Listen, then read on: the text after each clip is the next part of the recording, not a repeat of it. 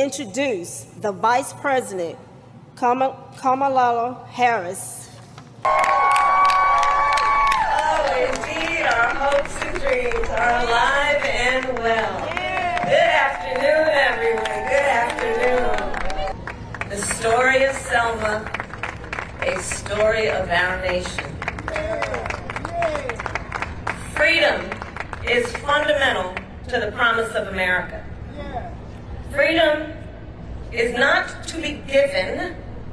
It is not to be bestowed. It is ours by right.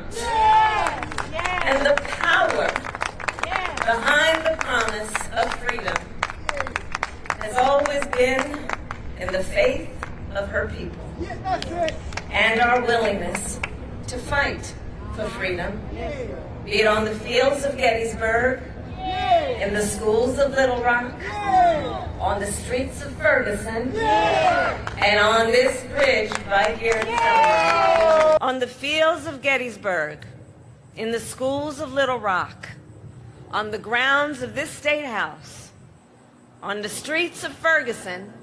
Kill light.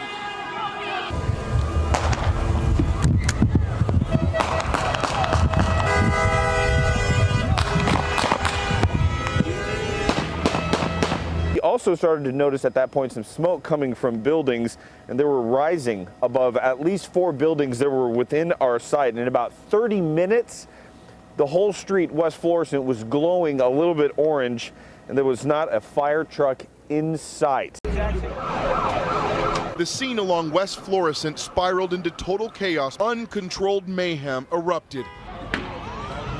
Windows smashed, stores looted, and businesses torched in the darkness. And today we know our fight for freedom is not over. Because in this moment we are witnessing a full-on attack on hard-fought, hard-won freedoms.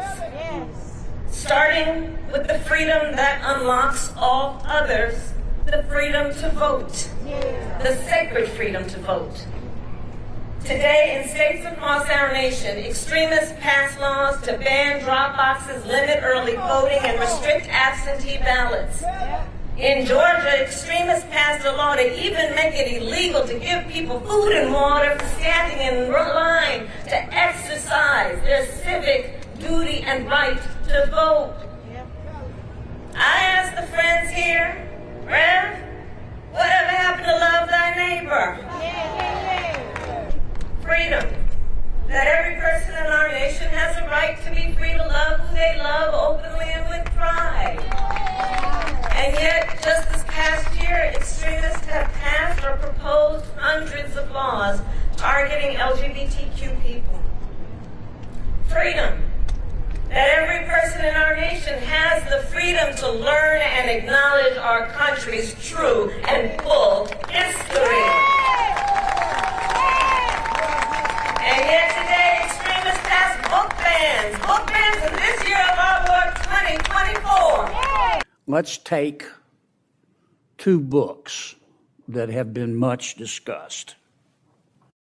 The first one is called All Boys Aren't Blue, and I will quote from it. I put some lube on and got him on his knees, and I began to slide into him from behind. I pulled out of him and kissed him while he masturbated. He asked me to turn over while he slipped a condom on himself. This was my ass, and I was struggling to imagine someone inside me. Overlook and rewrite the ugly parts of our past. Fundamental freedoms under assault. The freedom to vote, the freedom from fear, violence, and harm, the freedom to learn, the freedom to control one's own body, and the freedom to just simply be. I don't feel no ways tired. I come too far from where I started from. Nobody told me that the road would be easy. Do we want to live in a country of freedom, liberty, and justice, or a country of injustice, hate, and fear?